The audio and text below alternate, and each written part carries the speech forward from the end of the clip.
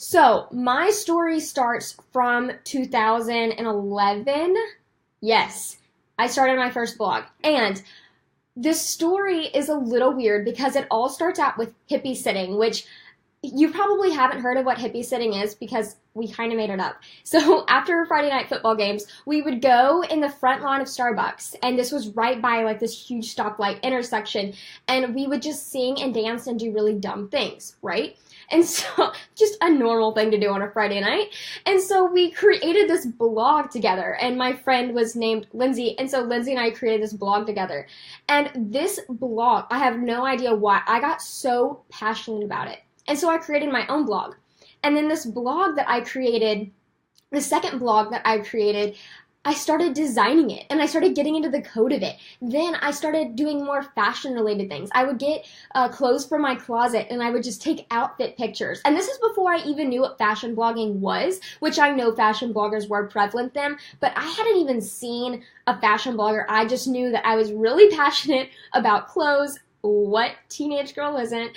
And then I went for it. And so I became a fashion blogger. And before you knew it, I think I'm just going to fast forward a year because this was like learning phase, Haley, where I would spend late nights learning code to design the blog, and I would learn about creating consistent content, all of that awesome stuff. Well, fast forward a year, I started working with brands, and I'm a college student at this point. So as a college student, I'm making gas money and grocery money. That's pretty cool, right? Just for posting an outfit picture online. I started to get really strategic with this. I started to work with brands. I got featured on Jane.com as a fashion blogger who was also a full-time college student. So there were tons of really awesome things going on. And throughout this time, I learned how to monetize all the content I was putting out and just really getting to know, okay, how do I pitch myself? How do I create a media kit? You know, all those things that bloggers really do. Well, I learned a lot about the business side of blogging, and this is where my world was shaken. I was in a relationship at that time, and it was a very toxic relationship.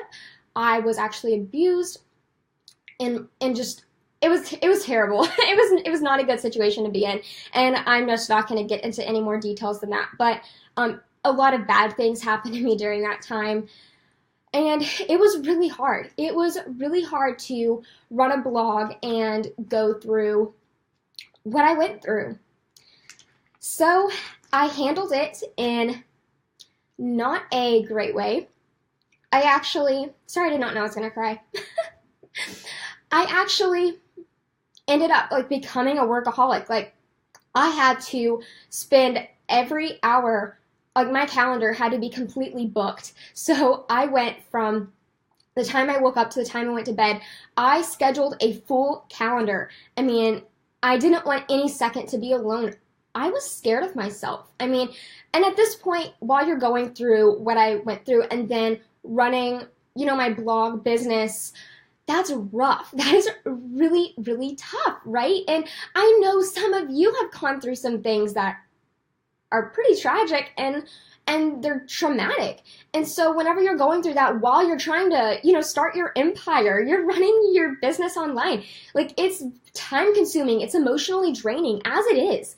But then you add this situation on top of it, and it just throws you off guard. It's really hard to cope with that while running a business. And so it did take me a long time. I would say at least 2 to 3 years to get my crap together. It did take me that long. It was pretty intense. And, you know, maybe it shouldn't have taken me this long, but counseling helped, you know, in going through that. If you are going through a instance like this or something that you're really trying to cope with, go to counseling. My friends had to drag me there. I did not want to go, but go to counseling, cope with it, learn how to just ride the waves of depression and anxiety. I know it seems like, you know, you're standing there and you're like, no, I'm not going to let depression defeat me, you know? And then the waves just hit you like a rock, like a brick wall. Don't do that. And this is what my counselor told me. If you're ever going through something like this, ride the waves. So if you're standing there going, I'm not going to let depression defeat me, and the wave of depression is coming at you, ride it. just go up. You know, like whenever you're in the ocean and you were a kid and like you went up and you rode the waves, do that. I'm telling you, it's so much easier than trying to fight against it and just standing like, nope, I'm not going to do this. I don't know. I was kind of stupid at first and I refused to. But, you know, whenever you get hit with the brick wall multiple times, you have to learn how to ride the waves. And so that's what I would suggest if you're ever in a similar instance than I was. So throughout this time, I met my husband, who, I mean, I'm not going to tell you our dating story, but it took a while, like at least half a year, for me to even go on a date with him. And so now we're married, and he has been such a game changer for me. He's really helped me a lot with that specific problem that I was having. But while I was dating him, he encouraged me to go into a different major. Thanks, Maddie. I'm glad that was good advice. Definitely ride those waves. It helps a lot.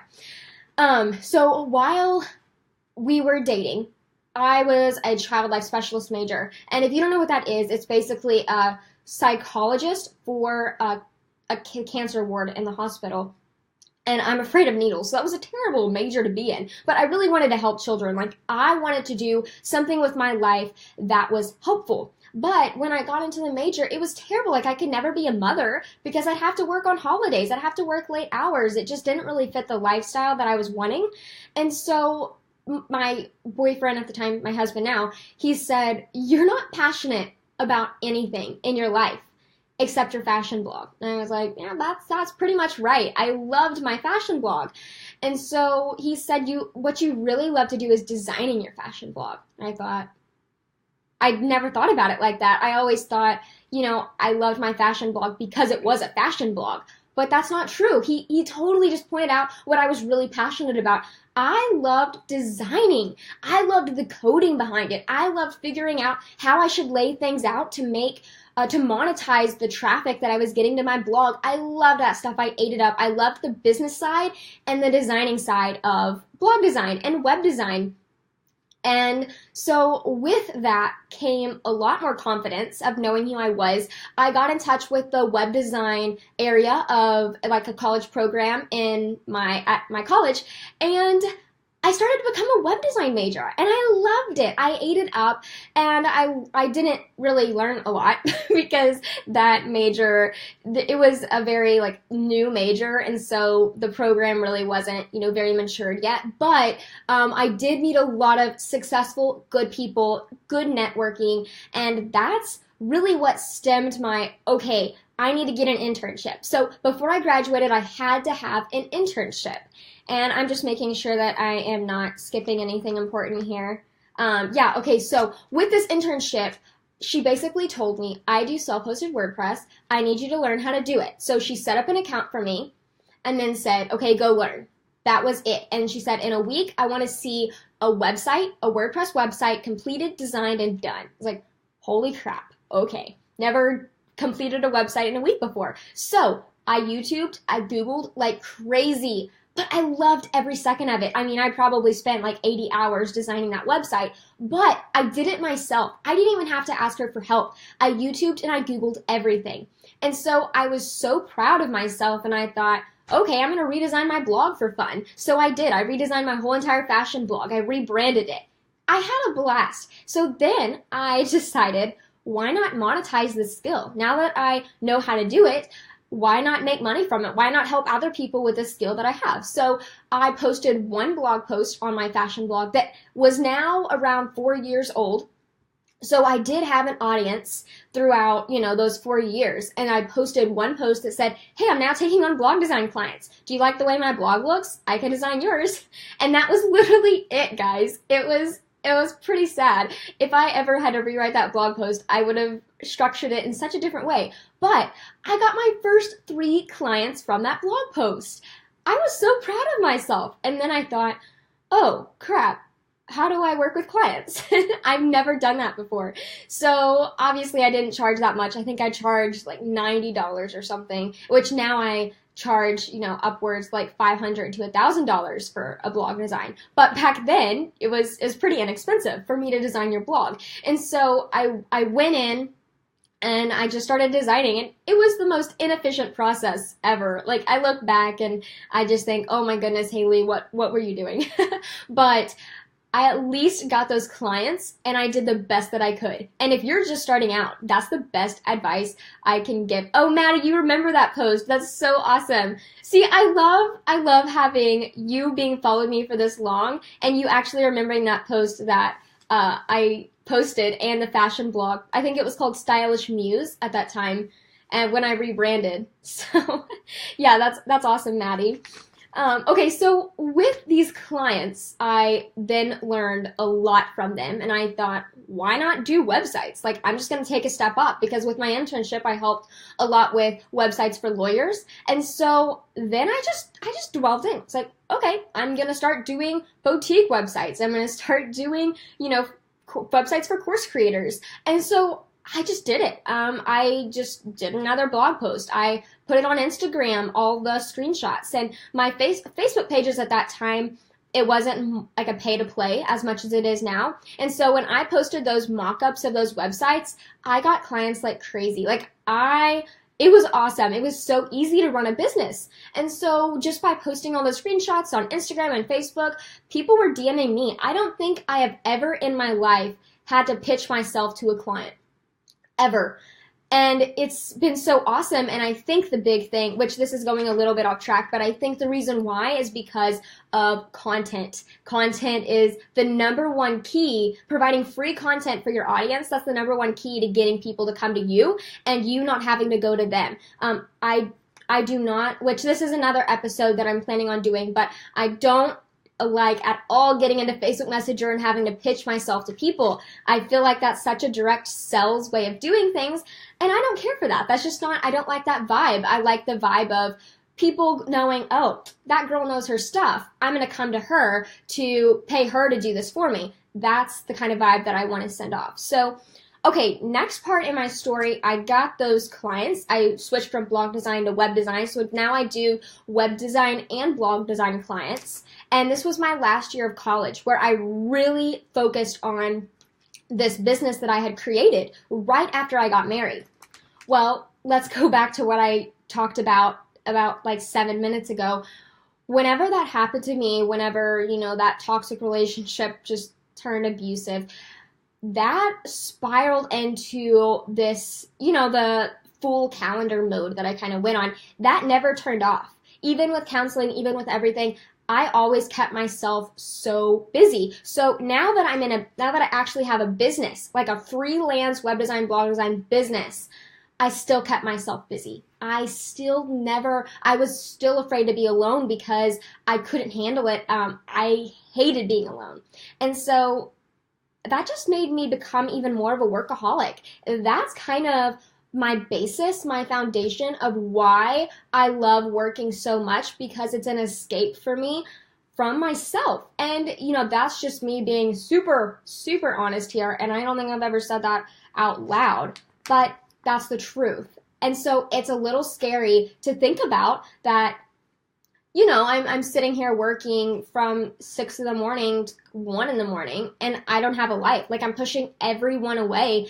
That's scary to think about, that I got that far, I guess. And anyways, so that's just something that I wanted to connect the dots there from the beginning to here. So Workaholic, started my own freelance business, really, really dwelled in senior year of college, and I built that business. I had so many clients. I was so successful. I was a solopreneur. I never hired anyone throughout this time. And I was proud of that, even though I definitely shouldn't have been. I definitely should have hired someone.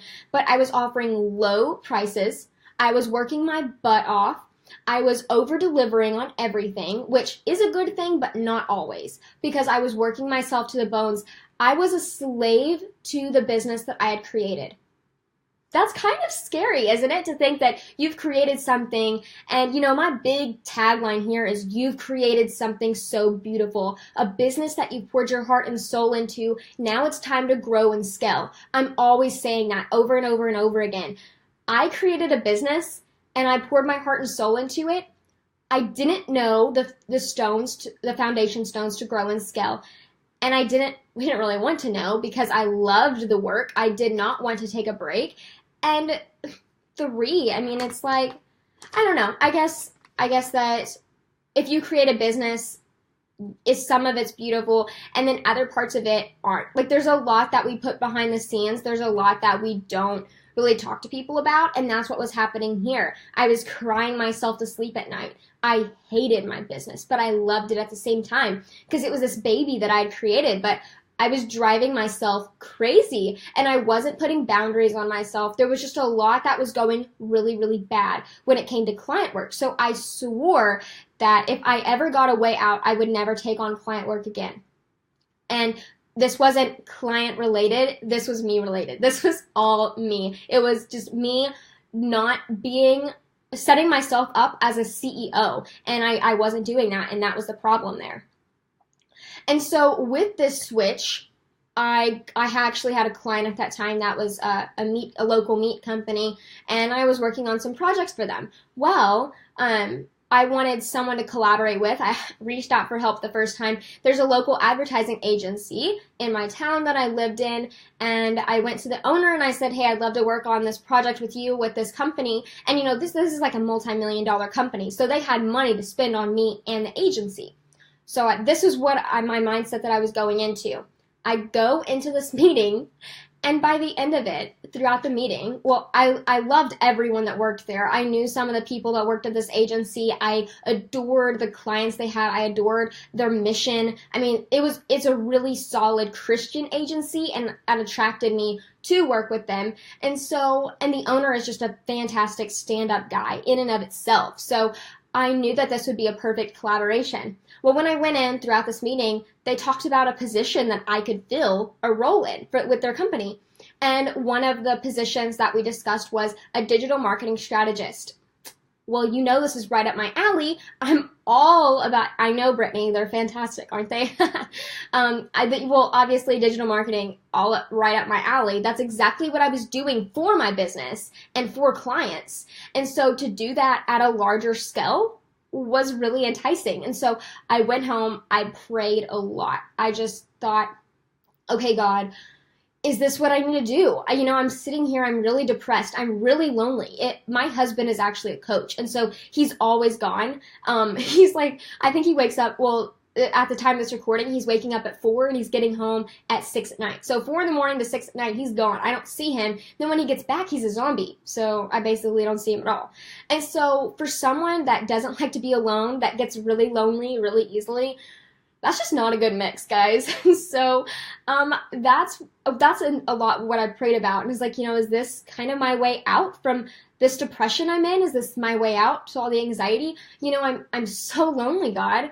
And I really felt like this was an answer. This was a solution. And God provided it for me. And so I took the job. And 10 minutes later after the meeting, my boss now, he called me and he's like, hey, I'd like to offer you the job as a digital marketing strategist. And I took it. He said, okay, I think this is where God wants me to be. And so that is when I decided I am no longer taking on clients.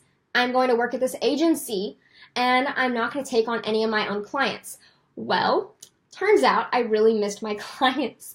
And I talked to my boss about this, and we're now doing it to where I can take on clients. But, for a good year, I didn't take on a lot of clients. It was very minimum. I only kept the clients that I did have, and I worked with them. And I went into the more of the educator role. And so that's when the Market Beautifully podcast came about. That's when my business Market Beautifully came about, to teach women all the marketing strategies that I've learned over the past 5 years, how to collaborate with brands, how to do email marketing, how to do funnel creation, all of these things that, I've mastered, that I've been able to scale and get really successful at and get actual cash money in my bank account every single month. That's been incredible. And so I wanted to teach that. I wanted to fill the educator role. But with that, I did miss working one-on-one with clients. I really enjoyed that. And I didn't realize how much I enjoyed it until I stopped. And so now it's application only. I only take on clients if they apply, and people can apply at marketbeautifully.com/work-with-me. and I'm going to create a better URL for that in the future. But for now, that's where you can find the application to work with me, and then I will go in the system and I'll let you know if you're able to work with me. But that's the way I do it currently. But I love the way everything's turned out because I've been able to pivot my business over and over and over again. So I started out with a fashion blog, then I started into more of the education and client role, and then I went straight clients. Then I went to the agency role that I'm at now with the educator role and taking on more clients.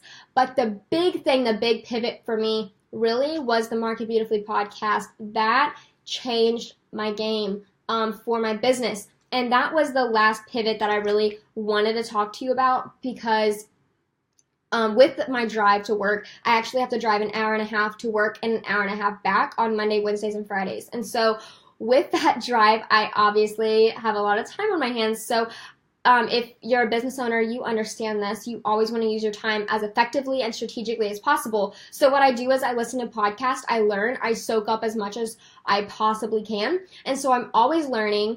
And with that comes a lot of advantages. But the main advantage for me was that it inspired me to start my own podcast. And so now that I have my own podcast, I've been able to meet a lot of amazing, amazing entrepreneurs. I made some of my best friends, Sam Bell, Liz White, Michelle Lewis, what's up? Those three are like my best, and I met them all actually on my podcast. I have episode 10, episode 13, and episode 23. Those are one of my favorite podcast episodes because those are now my best friends. I met them with having them on my podcast. And so anyways, that's just been amazing, and they've encouraged me so much. And, having someone that's just going to keep pushing you. Recently, I started a mastermind, and that's pushed my business even further. So just looking at always pivoting your business in different ways, that's just something that I would definitely recommend. And with pivoting, I wanted to talk to you about how to effectively pivot your business. So I changed my name of my business, I would say 3 to 4 times during this whole period. And so I went from Stylish Muse, which was I don't even know if I remember all my names, so I may be messing this up, but I went from Stylish Muse as a fashion blog to, I believe it was June and May, which was my design company. And then I went to Mara Burke's design company, and that was I think that was my educator role and client role. So that was both of those combined. And then I went to Market Beautifully, which is what it is today, which is amazing. And I get to help ladies take their beautiful business that they pour their heart and soul into and then help them show it, like get in front of other people's eyes, grow and scale what they've already built. So I'm absolutely loving what I'm doing now. I'm at such a fantastic place, and I'm working on just balancing my life out, this job. And I do want to say a lot of people right now, especially in the entrepreneurial world, they're very anti 9 to 5. I know that. I see so many Facebook group comments that are like, why I hate my 9 to 5. I can't wait to work from home and work for myself and all that stuff. And, it's just not for everybody. For me, I wouldn't want to work from home. I wouldn't want to work by myself all the time. I got really lonely. I don't handle that well. And I know that about myself. And so because I took a 9 to 5, I'm actually more productive in my business, even though my 8 to 5 o'clock is taken up every day. I'm still productive. I still get more stuff done. And also, shout out to Asana. I just created a program called Asana for the Entrepreneur that you can get at marketbeautifully.com/Asana, but I would be able to get nothing done if it wasn't for Asana. So that has definitely saved my life. But with Asana, with everything, I've really been able to get all that done and be more productive, even though I do have a 9 to 5. I love my job. I love my job so much, but I also love Market Beautifully. And I do work a lot, but I don't have kids right now. So I think that I'm at a really good spot in my life. And I know I get asked a lot of questions about that, and that's why I'm mentioning it. But it is worth every single second I spend on this business and on my job because I love being in both places all the time.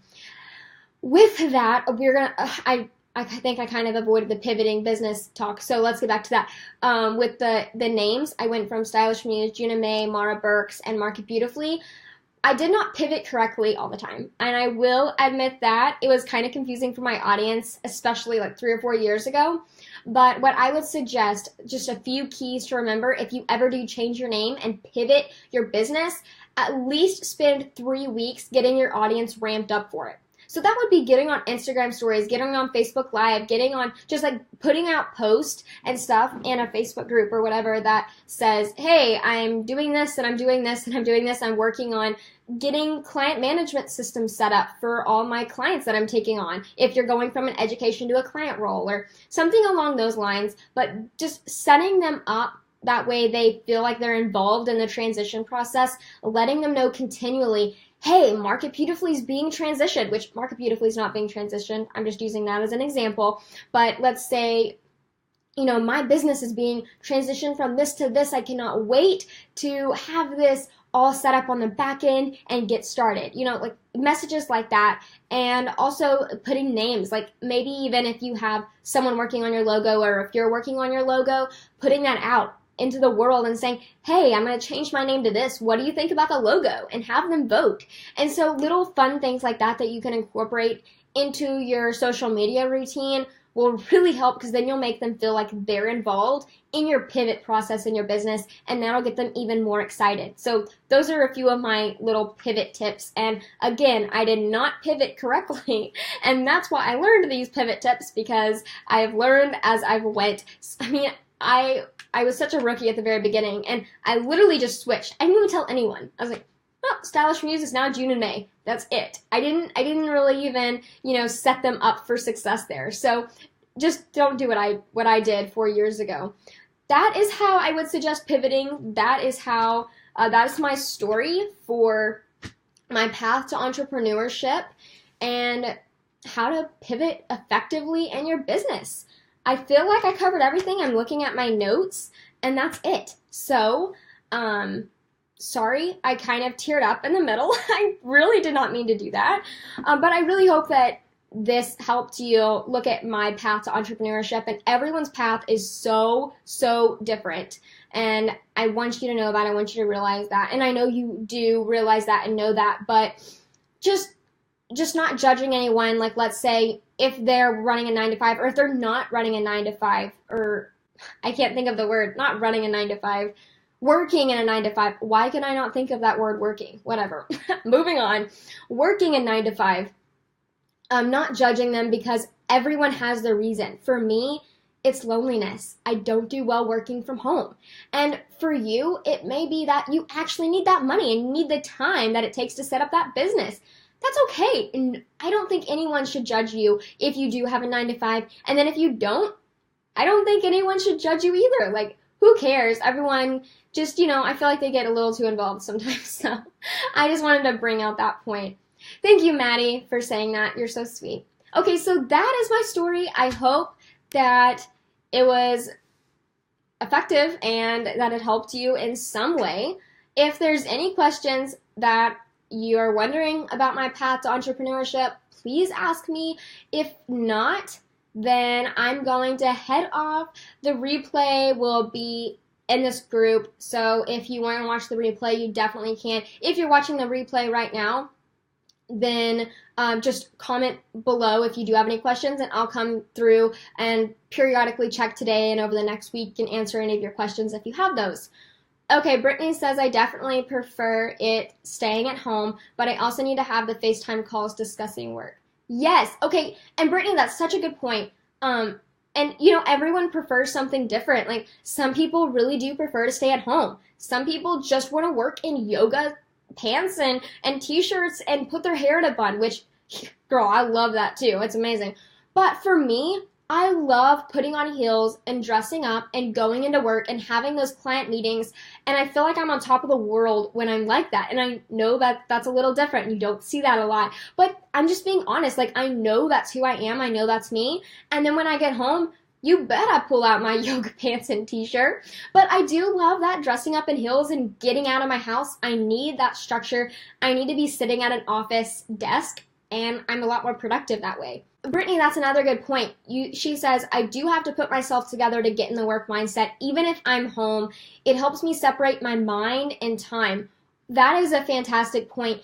And sometimes I hate this because I hate putting on makeup every day. I hate it with a passion. I actually just don't like makeup, but I have to put it on because my skin is not the best. But with makeup, it really does help. Like, if you put on makeup, you are in just a mindset where you're like, okay, I'm ready to get stuff done today. And it's a good mindset to be in. Or I know Liz, and I don't think Liz is actually in this group, but Liz White, she runs Lene May, and she lives in New York, and she's now starting to dress up to be more productive because she was finding that she was wearing sweatpants throughout the day, and she wasn't as productive, which, again, different for everybody, but for her, she wasn't as productive, so now she puts on these, like, really cute maxi dresses and sandals, and she'll go take her dog, she'll go walk her dog, is worded that wrong, she'll go walk her dog, and, she looks like really, really cute, and she'll go get her coffee, and that helps her be productive. So it's just getting those routines, finding out what makes you work the best, and then doing it and not looking at what everyone else is doing to make them work best, because everyone's different, right? So Brittany, thanks for saying that. Those are fantastic points. Okay, I feel like that is a really good wrap-up point. If you have any questions or even any comments, I would love to hear them. Please comment below this video if you're watching the replay or even if you're watching now. I've loved talking with you. Thank you so much for just letting me be open and letting me get real, raw, and honest about my path to entrepreneurship with you. I enjoy all of you ladies so much and love you guys to the moon and back. So thanks for being you. I hope you have a happy Tuesday and a productive week.